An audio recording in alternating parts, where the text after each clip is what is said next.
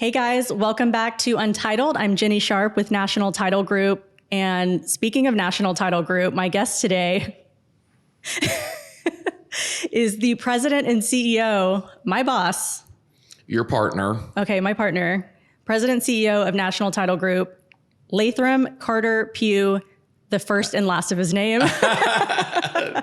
I love that intro. I added a little bit to what you say to people. So, yes, yeah. I do. Well, first of all, I have to add the Carter just so that people know I'm a little bit normal with the name Lathram Pou. Yeah, we need to talk about that. And then I add the first in there because, what is it? My dad's probably the third. He's Robert Louis Pou the third. My brother is Robert Louis Pou the fourth. And believe it or not, there is a Robert Louis Pou the fifth. So it's kind of my spin. So what happened with you?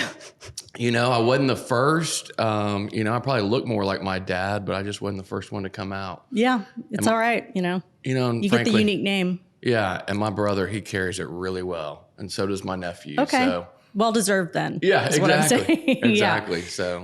Well, let's say your name again because just so people know how to pronounce it, right? Yeah. It's the most unique name. That's a good point. In the world. It does get mispronounced often. So let's say it for them. Yeah. So it is Lathram Pou. And you mentioned my middle name, Carter. So my name is all last names from the family. So Lathram is my mother's maiden name. Carter was my grandmother's maiden name. They had like 8 kids. And then Pou is always pronounced Poe. By people, it is. right? It is. Is that, yes. is that the one you get the most? Everyone says Poe, yeah. Which it probably should be Poe. Yeah, I think so it should be. How we come up with Pou and why we decided on Pou out of POU, but it was the typical situation of it stemmed from El Pozo, which means the well. Okay. And so that was from the Basque Country in Spain. And so at some point when they came over here, they shortened it to Pou like a lot of people did. So yeah, you're Spanish is what you're saying. I'm a mixed breed, that's for sure. Have you done a 23andMe? Yeah, and it's not like 50% or anything like that. Plus, I can't say I really trust spitting in a tube and getting accurate information back over the mail. Well, I know it changes sometimes. Have you done it and it was accurate? No, but both of my parents have. And my mom, we've always known she's 100% Chinese, but it said she was like 10% Vietnamese. Okay. We were like, uh-oh. Right. Who slipped in there? What happened? And then it came back a little later. They were like, no, you're only maybe less than 5%, a negligible amount. It doesn't even count. So sometimes they get things wrong. Things change over time. When people add to the database too, it may change things if a new relative pops up or I don't know. But I think for the most part, it's pretty accurate. Okay. The few people I have audited, it has always been a surprise from what they thought. And the number of people that their family members have either made it up or believed it as well, including mine, and told us that we have some kind of Native American in us. My grandma did that too with Native Americans. So I don't know if, again, it was they used to get more discounts back in the day. So it was just a perpetual lie. Yeah, but we didn't get any of it because we're not Native American. And I think Native Americans are pretty badass. So I jumped on it. I thought it was real cool until I found out I was 0%. Well, because you have Oklahoma. Yeah. Well, so my dad is from Oklahoma. My dad's dad, my grandpa, he actually is from somewhere, a small town in Texas. Okay. My grandma is from Bow Legs, Oklahoma, which is no longer a town. Okay. Well, I see why. Yeah. It's not Broken Bow. I hear why. It's Bow Legs. So no longer exists. My mom's dad's family was from Oklahoma as well. Okay. So that's why I was thinking that it could make some sense. But I think we're just straight gringos in the end. Well, I'm not a straight gringo. No, that's true. Yeah. Yeah. And you got some Spanish. So it's funny that I don't know if you remember what percentage of Spanish you are, but I don't. That the name still carries on with it, and they changed it to Pou. Even though it's filtering out of your family at this point. So that is so true. That's so funny. Well, you are born and raised in Dallas. I was actually born in Corpus. Oh, okay. But didn't even spend a year there. So my dad worked for the SBA, the Small Business Administration. He was an attorney for them. Corpus Christi? Yes. Okay. And so both my parents are from Dallas. We're, I think, 4th or 5th generation Dallas. Okay. But he moved down to, the family moved down to Corpus. My brother, who I mentioned, he's 7 years older than I am. And they were in Corpus. I was born in Spawn Hospital, which is on the beach. So I kind of feel like it gives me a little, kind of a beach baby, if that does anything for me. Yeah. It's like saying you're born in the Galveston Hospital. And then before even a year was up, the SBA asked him to go to El Paso. Mm-hmm. So we moved to El Paso. We lived in government subsidized housing, an apartment. My brother, this is obviously what I've been told, my brother's room he literally just like slept under the coffee table in the living room. As a baby? No, I was a baby, so he would have been 7 years old, at that point. Oh. So sleeping in the den. Okay. And under the coffee table. I don't know. That's not just like next to it. Again, that's the story. Okay. They also told me I was Native American. I have questions, so. Yeah. And then they say that at night they would roll my stroller halfway into like a closet to give me a little bit of peace and quiet as well. And so I say that just because my parents don't live in government subsidized housing anymore. No, humble beginnings for sure. Yeah. But both of them came from, middle American families here in Dallas. But then they were completely on their own and earning their own living, right? So yeah. They didn't rely on a lot of family money by any means. And, I bring that up with people sometimes because, the success both my parents have had, it's hard to know where it stems from, right? Yeah. And, at one point, I believe Robert Pou had 3 different jobs and sold plasma. Oh, wow. Yeah. So he doesn't sell plasma anymore. No. Safe to say. No. But he worked his way out of that. It's just real admirable to me. I never had 3 jobs, I'll tell you that much. Oh, I have, for sure. 3 at one time? Yeah. Oh, well, you not win that full one. Time, but right. There's only so many hours in a day, but yeah.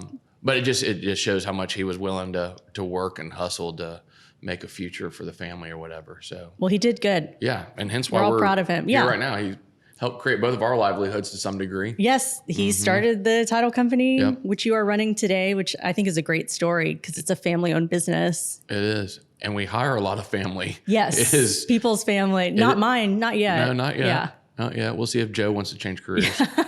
But no, we're entrenched with family within the National Title brand. I'm proud of it. We really are. We just hired. I love it. We just hired someone else. Oh. Yeah. Is this like a no? I mean, exclusive? I guess we'll announce it right here, right now on Untitled. No. So one colleague of ours that a lot of people in the industry knows, Lori Lindsay. Yeah. And she's a total stud, and so is her mother, Denise, who works for us. And Denise is probably one of the most tenured commercial escrow officers in Dallas. Definitely. Total badass in the industry. And that's very exciting. Yeah, I don't want to say I was surprised, but it was one of the best interviews I've had. Oh. She was very impressive and got me excited about her coming on our team. So she's going to be a commercial escrow assistant. She's not going to work under Denise. We did figure out we would maybe create a little bit of division there. And so yeah, she starts pretty soon, and she will be a commercial escrow assistant. She already has a lot of experience with that. So okay, adding to the team, I love it. Adding to the family, always adding. Yeah. When you said it was one of the best interviews, what about me? Well, what do you even remember? No, I remember. Oh my gosh, I think I was wearing this exact same dress when I came in. It's I won't let go of this dress. It's been about 6 years. We were in what is now the second conference room. Yes, but it was Nicole's office. It was Nicole's office. Yeah. Yep, exactly. So I remember it, and you were looking for a better opportunity, coming from another shop. Yeah. A lot smaller shop, right? And your business was kind of outgrowing it. Yeah. We'll say. Well, yeah. Okay. We'll say that. And I was trying to grow my business. Right. And maybe there were some hindrances, and correct. We've got more of an open platform, maybe. Yeah. Honestly, maybe I think this is a true thought that I have, was kind of like, is this too good to be true? Oh, I thought you were going to say something bad. No. I thought you were going to be like, she's okay. But I don't know. We'll try it out. I don't know if that's bad either or whatever, but for some reason, that's what kind of comes to mind is, because you came prepared. It was very professional. You had some clear expectations. And I do remember some of the expectations I said. Yeah. I just needed we needed to get it out of the way. Totally. Is this going to work or not? And that's what's worked for us Yeah. till today, Yeah. right? So it goes unsaid, but we'll let the rest of the world know I'm very proud of our partnership and value the heck out of it. Thank you. Total stud. So happy we're in business together. We're just going to be complimenting each other this entire time. So if anyone wants to keep tuning in. Please comment with your likes. Yeah. Well, that's exciting. Well, thank you. That's very nice to say. Yeah. I do remember the interview, and I actually don't think I was very excited to come in because I was so jaded. And I was like, you were maybe the second or third title company I had talked to. And I was honestly like, here we go. Another disappointment maybe. And listen, I will admit this, I was a chronic job hopper before I came here. Wow. And I can't blame it on everyone else. I had a lot of bad bosses, bad companies, mismanagement, but it's also me. Yeah. I mean, it's a little bit of me. I have you can't tell me what to do type of personality. And if someone tries to do that and micromanage me, then the relationship gets really bad. So I do remember in the interview, I was like, listen, I do not like to be micromanaged. If I want to go work at a coffee shop for a few hours, you know what, I'm remembering are we okay with this? Do I always have to be in the office? Which probably was then my thought was, like, does this girl really work? Exactly. Is this lady? Now I'm realizing as I'm saying just looking for a salary how it's coming for 3 months? No, but I hear what which you're you do saying. have to be careful with salespeople. Totally. Because they can take advantage, and salespeople have kind of crazy personalities. They work hard, they play hard. Yeah. And they're just energy a lot, and they could be totally unreliable, or they could disappear on you. Or they could play hard and not work hard. Yes, exactly. Right. So I think I'm not a work hard, play hard person anymore. You seem pretty focused on work hard. Yes. But I think I'm just a lot calmer than a normal salesperson. Because I just don't go out that much anymore. And I'm boring, actually. So one of my things with Thank God clients, this isn't a dating show. Listen, when you're already taken, you don't have to impress anyone. Hey, I've been telling you that, right? Yeah. That's been my freedom for a while. I feel so free now. I could just put it all out there, everything that's bad about me. So I am so boring. And I honestly worry about that with my clients sometimes, that I'm too boring for them, because they're always like, come to happy hour, come drink. And I'm like, I'll come, but I'm not going to drink, or I'll have one drink maybe. It just depends how my health is doing right now. Right. So I do worry about that, if that is hurting me in any way, but not your real relationships. No. Right. Which the people that I've been working with for a while, they don't care. I think that they're your genuine friends as well as clients. And so they're not just looking for a drinking buddy all the time or someone to pick up the tab. Yeah. I'll just give them your number. I'm kind of game, honestly. What is your favorite type of alcohol? Are you a beer or liquor person? I drink Miller Lite as my standard beer. And then I don't know if I know anyone who drinks Miller Lite anymore. I feel like it's almost not as popular, or maybe because I'm been so out of the game, I don't know. Yeah, no, it's probably just maybe an old school. Okay. And then because I'm working on my girlish figure, naturally, I like vodka soda. Vodka soda with some lime, or easy. Yeah, I like whiskey and tequila, but if I were to pick two, I go beer and vodka. Do you have any? I like tequila. No, do I have any on me? Yeah. Is this a drinking podcast? We are at the office. Yeah, there's always alcohol. We have a stash of alcohol. It is true. So you know this. Do you have an alcohol that you can't drink? Some people are like, oh, I black out on this, or I get angry on this one. You're a pretty happy drinker. Yeah. And sometimes I'm not the one that changes a whole lot when I'm drinking, right? I'm sure I might get a little chattier, but I'm pretty chatty as it comes. So I don't know. some Jägermeister or Goldschlager or something. Okay, that's like everyone's Achilles heel. I'll tell you this: I'm not taking Rumplemans. I do not shoot liquor anymore. That is not something that I'm looking to do. I'm not just powering it down. Is it for your family or is it for your body? It's like because your body can't handle it anymore, or what, taking shots? Yeah. I just don't see the point in it. I literally like a cocktail, so I want to sit there and have a cocktail. Oh, okay. Because mine was more like, I used to be able to take shots, but now I'm just going to make sure I take it over the sink in case I throw up. Yeah, but actually last night, one of my best friends, Bowen Sorrells, he and I went to Rafa's, and we did treat ourselves to it wasn't a shot because it was in a glass with ice, but we had some 1942. Which, that sounds nice. Refreshing. With some ice in it? Delicious. Yeah. It was great. Listen, I'll take I can do a tequila shot, like one, you know, or I'll do a half of something. So that's called being an adult. Yeah, there you go. We're grown up now. We're responsible. This is what we do. Right. I know we keep looking at people out here. Yeah, if the podcast can't see the other side of the camera. No, we have everyone's waving glass at you. wall with our friends always walking by. So I will say I haven't had a guest yet where so many people have waved at them. Okay. So you're pretty well known in the building. Yeah, my name's everywhere. No one even waves at me. Yeah, and they know exactly where I work. So, but anyways, I want to talk about kind of your beginnings. We already talked about you were born in Corpus Christi. Yep. To El Paso and then to Dallas, and literally Corpus Christi and El Paso was barely 15 months, I guess. Okay, so but you were still there. Yeah. How old were you when Robert started the title company, and what was it called? So he linked up with his current law partner, Jay Settle. They have a law firm here in town called Lathram Pou, very reputable law firm. And Jay, they both went to Woodrow Wilson in East Dallas, and they had linked up back at Texas Tech. Mm-hmm. And Jay was already a practicing title attorney.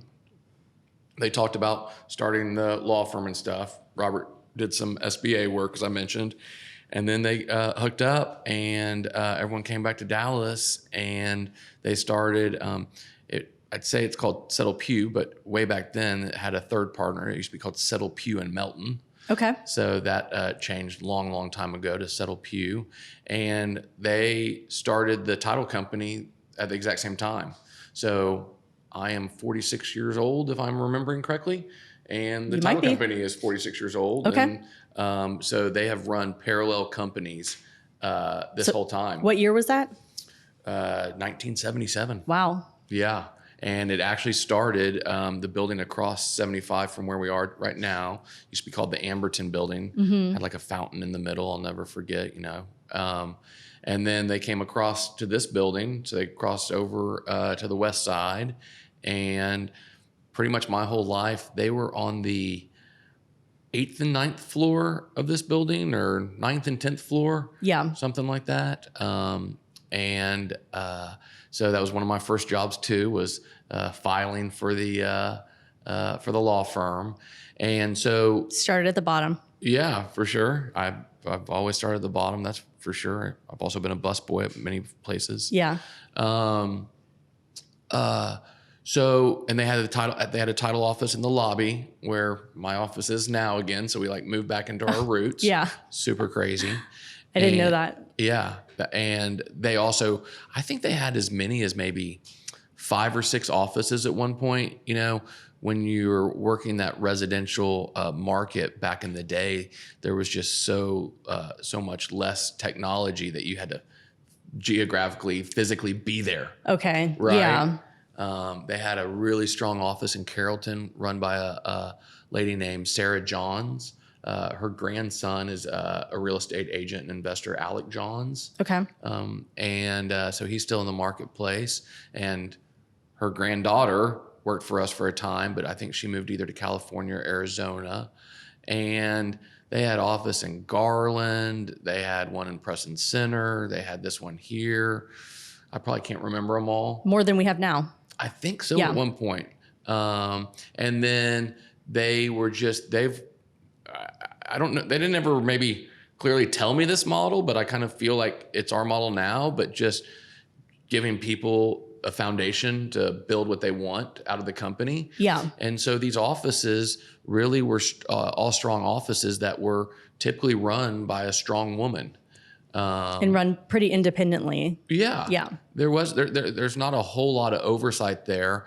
And they would just support these ladies in developing these offices, and therefore these teams would take great ownership, and they really flourished. And really those offices kind of would go away as that manager would age out or something. Yeah. Okay. And so maybe they could have done a better job working on the next generation, but also when your hands off, right? Maybe that's a double-edged sword. And that's why I haven't been so focused on locations, right? We've never been just chasing a location to chase a location. I don't want to be 100 locations. Right. Me neither. Glad we agree on that. Okay, good. Handshake. Yeah. You know what I mean? It just changes the culture. Yeah. And I don't want the culture to change. I totally agree with you. And I want to be able to be, to touch these offices that we do have. Again, we've got, strong staff in all those offices. Thank God, really do. So there's nothing I need to do. It's just only things that I would want to do. Exactly. Right? If the opportunity comes along. Yeah. And that's just to Yeah. cultivate relationships with those people and with their clients. Yeah. Because I do, I dig on helping or maybe not even helping my colleagues, but just getting to know their people too, right? Like some people that I'm close with, those relationships initiated with you. Some of your clients, right? Yeah. And I consider them to be good friends now. So I guess that's also probably why Dallas is so big. Most people probably don't know, but there's 30 plus people in our Dallas office. I think it's close to one of the bigger ones for sure. And, we've got this awesome space down here, and we got the executive office down in the lobby. And then, we've got 2/3 of the 4th floor. It's a lot of space, a lot of people, and a lot of overhead, but it's working. It is working. It is working. I love this space down here. I'm glad we built it out. And yeah, for sure. Yeah. Our clients love it. They do. They use it all the time. So totally. That's a huge benefit. Were you going to say something? Well, nothing. Okay. You just kind of mentioned, where it all began or whatever, and asked about the age. And so Robert and Jay ran it, this whole time. And I moved back from San Francisco. That's where I was going to get at, because I don't want to say you weren't interested in getting in the title business. I want to ask you that because you were doing other things. Mm-hmm. You weren't growing up thinking, I'm taking over this company, right? Yeah, no, not at all. Actually, my brother, he went to law school at SMU and he was an attorney over at Lathram Pou. And so he was going that route, and I don't think he grew up saying that's what I'm going to do as well. And ultimately, that's not what he did. He left there. His awesome wife, Karen, got accepted into Stanford grad school. Oh. And so Robin, which is Robert Louis Pou IV, he goes by Robin, they picked up and moved to Palo Alto. Probably the biggest drama in Pou family history.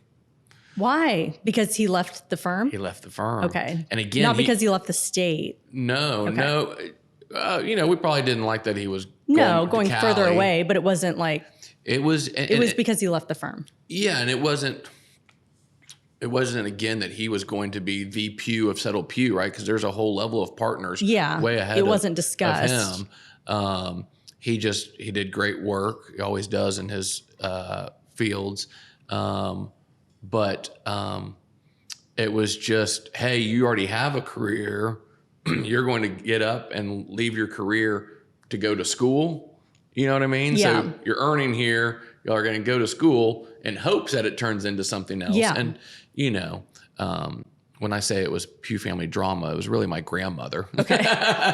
And apparently she had a lot of opinions for everybody. Okay. But I never got them.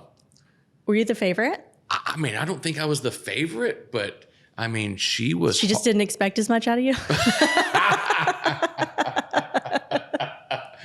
All right. This might be a psychiatry appointment or a podcast. Said it, yeah. Shoot, dog.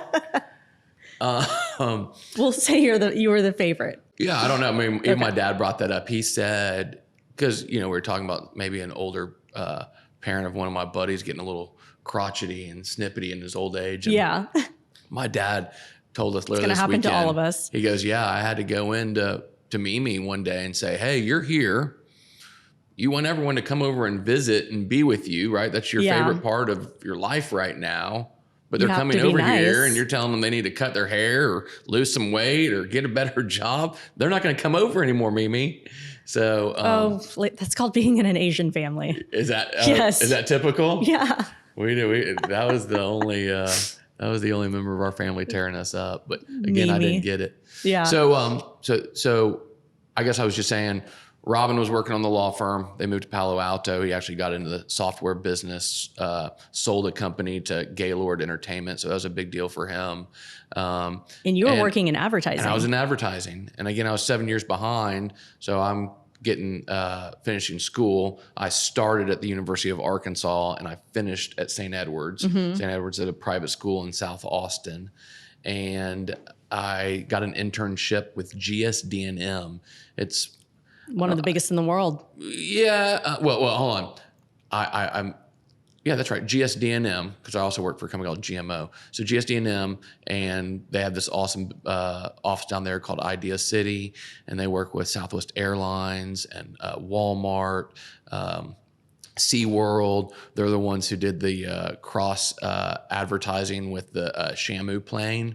Remember when Southwest Airlines had they had the whale or whatever? And it was Shamu. I don't. Yeah. So they painted some planes and so whatever. I got real into advertising down there. Were you an advertising major in college? No, I was business with a focus in marketing.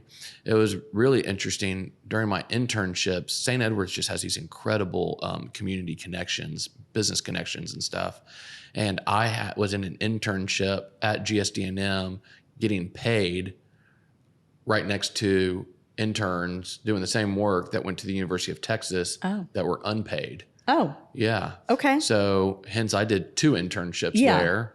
And then I thought that was my passion. I always had this idea of wanting to do independent advertisements or commercials, if you will, like take a product and go create some kind of marketing campaign for them or go do some ads, take a hiking boot and put it on the top of Mount Everest and take some pictures. Yeah. I don't know. And I thought I was going to go and sell these advertising programs to people, but that didn't happen. No. I went to San Fran though. So graduated St. Edward's, went to San Francisco. Did I tell you I was an advertising major? No. I thought I was going to do that too. At OU? Uh-huh. Really? Yeah. Okay. What was your passion in advertising? Or did I didn't know. Well, so you just knew you wanted to get in it? I took this class my junior year, and it was teaching us about analytical thinking in advertising. Okay. And he basically, the first day of the first day of the semester, he said, there is no evidence that advertising actually works. And then I was kind of like, well, that's a bummer. Majoring in this. And then he also said, unless you work for one of the really big companies, you're not going to make any money unless you're working on the Coca-Cola campaign. Right. Say goodbye to a nice life. Yeah. And so from there I was not very motivational. Yeah. But he was probably right. Right. I think there can be a lot of money in advertising, but it's only for very few people. And so he was right. He was being realistic, which we'll take that. Yeah. So I ended up just getting straight into sales, but I think it's funny that we both kind of have that advertising background, but I did work on campaigns, real campaigns, my senior year in college. Okay. For real brands. They had a relationship with different groups and you're able to. It would be like our capstone project that we worked on an entire semester, and we did an entire advertising campaign. And so then you got a degree in advertising from OU. Mm-hmm. Yeah. Wowzer. Yeah. That's cool. Not to make it about me, but No, that's awesome. Okay. So I went with that theme out to San Francisco. Yeah. And a good friend of ours, it was Leslie Clark at the time, but now she's Leslie Rhodes.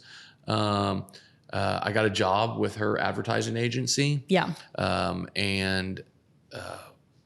was the original name of that? They got purchased by GMO Hill Holiday. Oh, I guess it was GMO and it got bought by Hill Holiday. But when I was in Austin working at that group, I was on the business development division. And I can see that. So we were out there pitching new business, and we went after Walmart International. They were pitching another division for Land Rover. My big claim to fame, which I don't even know if we won the account, as I'm thinking about it, was a candy company called Chupa Chups. How is that your claim to fame that if you didn't win the account? It was the one I was just most active in. Oh, okay. And I remember I had my little white Explorer, and they sent me down to Chupa Chups factory. Chupa Chups? Yeah, they're still around. I see them at random places. Is it chocolate? No, they're like popsicles and stuff, like big round popsicles. They're by the cash register in places. Arturo knows what it is. You know do? Chupa Chups? Yeah. So is it the swirly one? They have a bunch of different products. Okay. And so they were in San Antonio, and so I just thought I was so cool going on this mission. You know, it was my first business trip.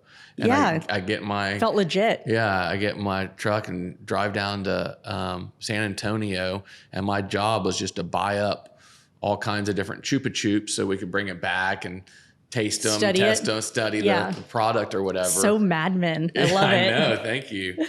I was not drinking vodka on the way there and back. Or napping on your couch. And so I just filled up my Explorer with candy and drove it back. And, you know, and so where I was going with that is when I went to San Francisco, I was in account services. And that wasn't very motivating for me.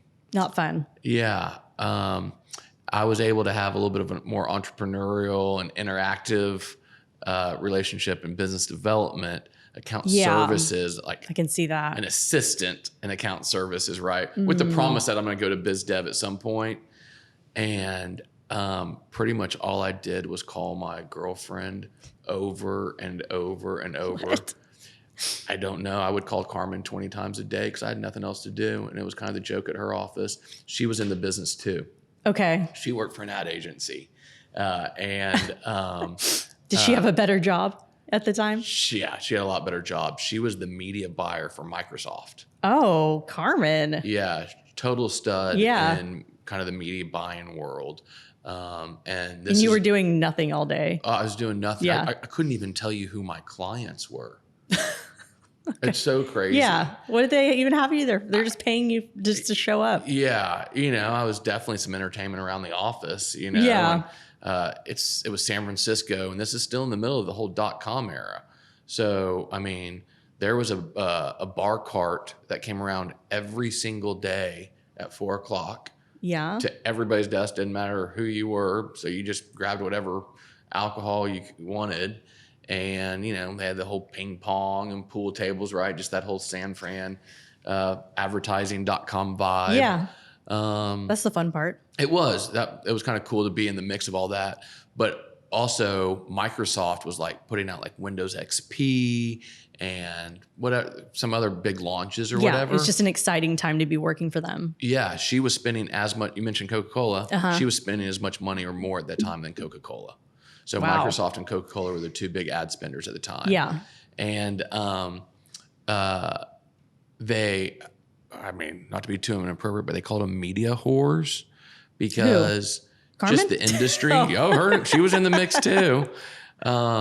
Because they could get so spoiled by all of the media outlets who wanted their media dollars. Oh, okay. So they're like, Wall Street Journal, NBC, Time Magazine, right? These massive groups were just showering them with things. I mean, what a time to be alive. Oh, she was getting picked up in a limo to go eat at the new sushi place for lunch, right? And how are you whining and dining her when she was getting that? Yeah, great point. She was still impressed, obviously. Yeah, she was. She married you. We fell in love immediately. It was fantastic, and she's still the best thing I have going on in my life. She is the best. Yeah. And so I eventually got out of the ad world. Well, I had something to offer. Everyone else there rode the bus. I tried to ride the bus. Yeah. Grossest thing that's ever happened in my life. I could not ride the bus. I remember in San Francisco specifically. Oh, yeah. It was disgusting. I remember we would go through like maybe it was like Chinatown or something, and the bus stop was right next to this butcher shop, and so you'd pretty much like be waking up, and it was just like those like albino skin pigs hanging in the window. Come on. I know. There's the visual, so everybody enjoy that one. So I was like, I'm driving to work, so I would pick up 2 to 3 people, including Carmen. Yeah. So that's probably how I wooed her. She didn't have to ride the bus anymore. Yeah.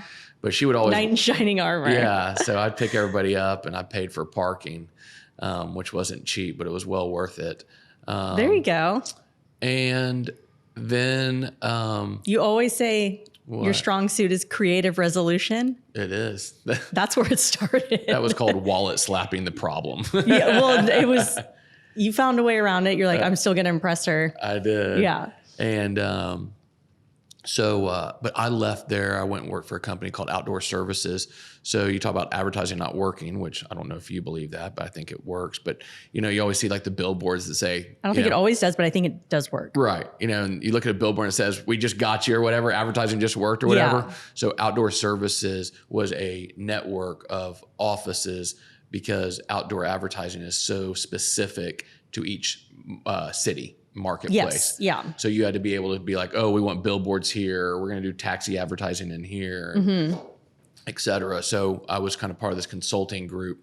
And so we worked, so I started working with Carmen and her group. So she became a client. Oh, her okay. I didn't know that. Yeah. And then I got recruited by Clear Channel, and they're big radio and billboards and stuff. Oh, yeah.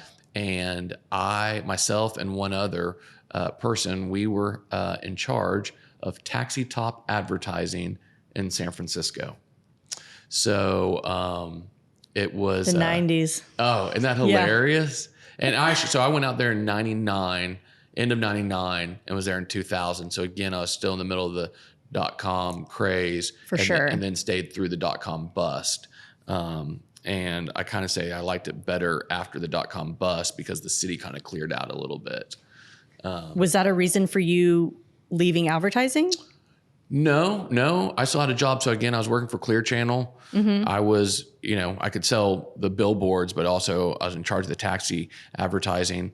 I had this salesman's budget. I played a lot of golf and, a lot of drinks.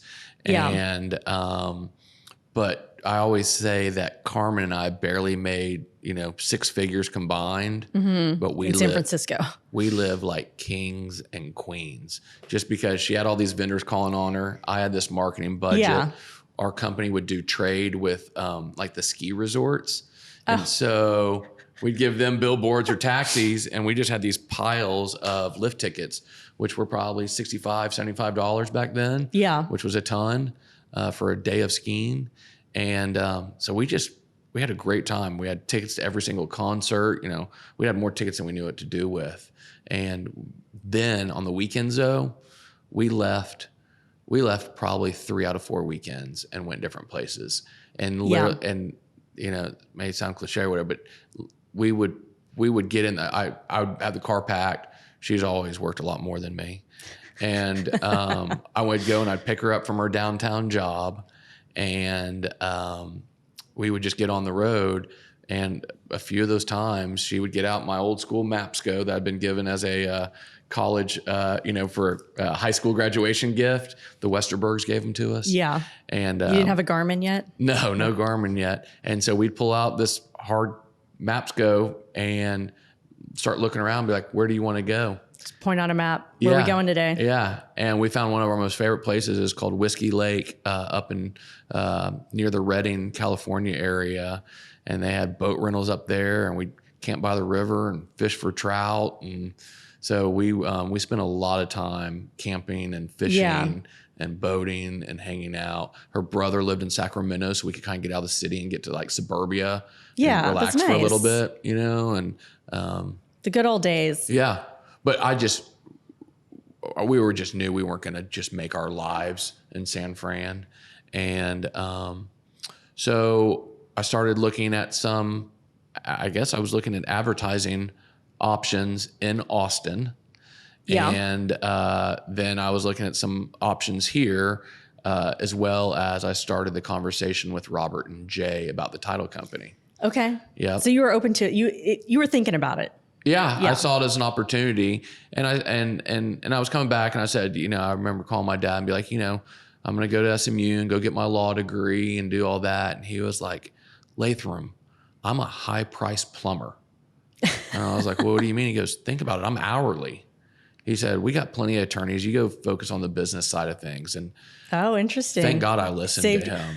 This is a good time to talk about, I would say maybe 80, 90% of our clients, or mine at least, think you're an attorney. Yeah. Just because I'm the best facilitator of attorneys in the world. Because we just have access to so many attorneys, not only through Lathram Pou, which those are completely separate companies. There is no ownership overlap there at all. Those partners don't have anything to do with our company. We don't know anything over there. So we just have a great network of attorneys. We have our in-house attorneys. We have our underwriting attorneys. We have the team name Lathram Pou and Associates.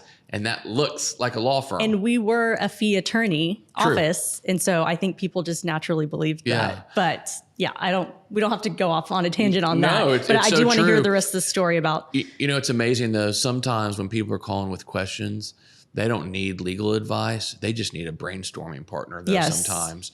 And then because I'll get a lot of requests, be like, hey, I need this type of attorney. And then I'm like, well, call me and let's talk. And then I figure out what's going on. I'm like, oh, well, that's not actually what you need. You just need to do this. And so going back to that creative resolution, I also great facilitator. Yes. Yeah. And also, keep it simple, stupid, right? Like, let's just go back to the basics.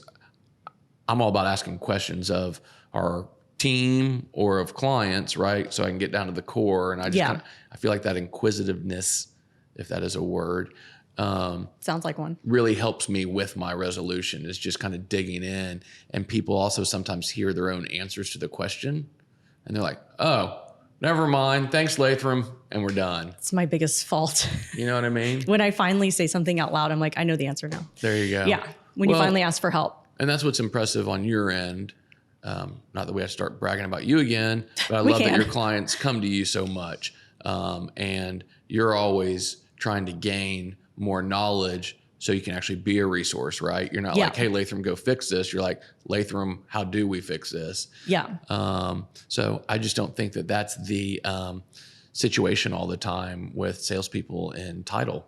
So for longevity, I think it's huge. Well, thank you. I appreciate that. Yeah. We have a few minutes left, but I want you to finish how you got here. So Robert and Jay put me through the interview process, and I went to go work for our Preston Center office, which was 95% residential, and kind of higher end residential, a lot of Park Cities, Preston Hollow stuff. And then this office that I reference over here, where we are now, just didn't really have a lot of leadership or cohesiveness. And so I kind of came over here just to be a worker bee in the office. There were definitely a couple people, that were more senior. Everyone was more senior than I was, including our friend Erica Puente. Yes, yeah. And she could fire you if she wanted to. Yeah. And so just over time, I just kind of grew as the leader. Just kind of some people left and we hired people. It just kind of naturally happened. It wasn't like, Lathram, you're the manager now. Yeah, you're like, all you people are fired. Bringing in new blood. Yeah, no, it just was like a natural shift. Oh, I was just in there just learning from everybody. Yeah. So. What year was that? So I moved back in like 03 maybe, 04. Yeah, 03, got married in 04. So we're already back for the wedding. So it's been 20 years now. Yeah. And we have 4 very strong offices. We do. And we have very strong divisions in residential is incredible. And we have this true national commercial division.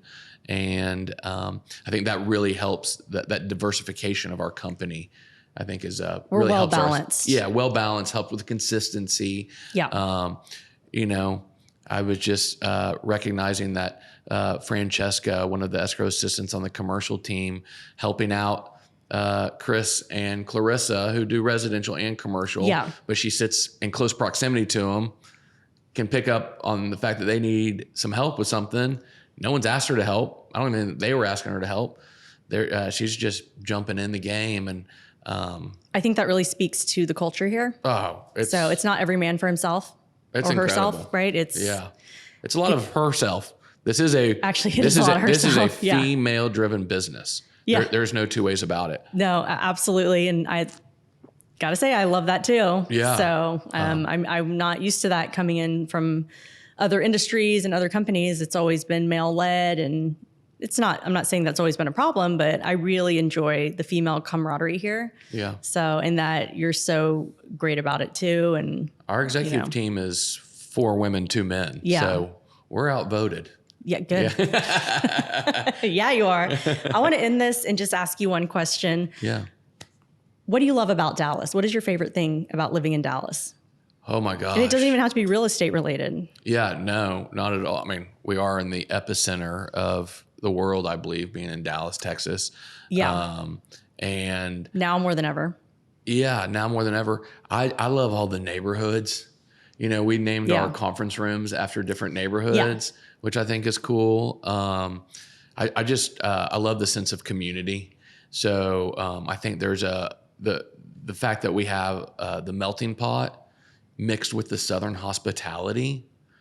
It's very unique. Oh, it's killer. When I get these people that are moving here, or they've been here for like 6 months or a year and they're renting and they're now buying their house because they figured out where they wanted to be or whatever, right? Like I got to have a lot of that interaction with people coming from other places. Every single time, everybody was so excited about being here, not because they knew what was here. They didn't know what to expect. They moved for a job typically, right? I feel like that's what everyone says. It exceeds their expectations. It exceeds their expectations. Yeah. So getting that feedback when you feel it so much yourself, but then the outsiders feel it too, right? Yeah. Then you're like, oh, maybe my feelings are validated. I'm not just, focusing on my town. Biased because it's my town. Yeah, biased because of it. Exactly. So I love the sense of community. I do think that being in the epicenter, there is that great mix, as I'm saying. And so you've got a great mix of urban with suburbia, and I like music. Music comes through here so much. I never used to be an art guy, and I'm still not an art guy, but I just love the local artists. Mm-hmm. Hence why the room that we're in is full with all local artist pieces. Yep. And so I think that that's super cool. And then you can get out of town, 2 hours from here, I've got a ranch that's just calling my name, and I can get out of the city and, either get on some water or get onto some property and enjoy the outdoors too. And we go up to Oklahoma a lot as well. And I think Oklahoma is awesome to be in close proximity there. So I am wanting my kids to stay close though. So I don't want them going to SMU, but Arkansas is about as far as I want one of my kids to go to college. Or OU. Well, so. No, that's really where I'm pushing towards OU. I'm pushing all of a for it too. Yeah. So I'd like them to stay in. I'll take them on a tour myself. There you go. They can see Jenny's OU. I'll be like, this is where I passed out in a fountain. No. And this was my job we that don't I need to left. talk about that part of town. Yeah. So I just love it. And it's been a great place for my family and for us to be able to have a career here, right? It's just supported everything that I want in my life or whatever. And my wants are getting more simple every day. And so that works for me. You've created a great life for yourself, I think, a great family. You've fostered a great culture for this company, and I'm excited to see where we're going with it. Yeah, for sure. And I'm loving it so far. So thank you so much for coming on. All right. It's a big get, people. There big you get. Go. I love Untitled. Lathram Pou. The first. Thank you very much. High five. Over and out. Thank you.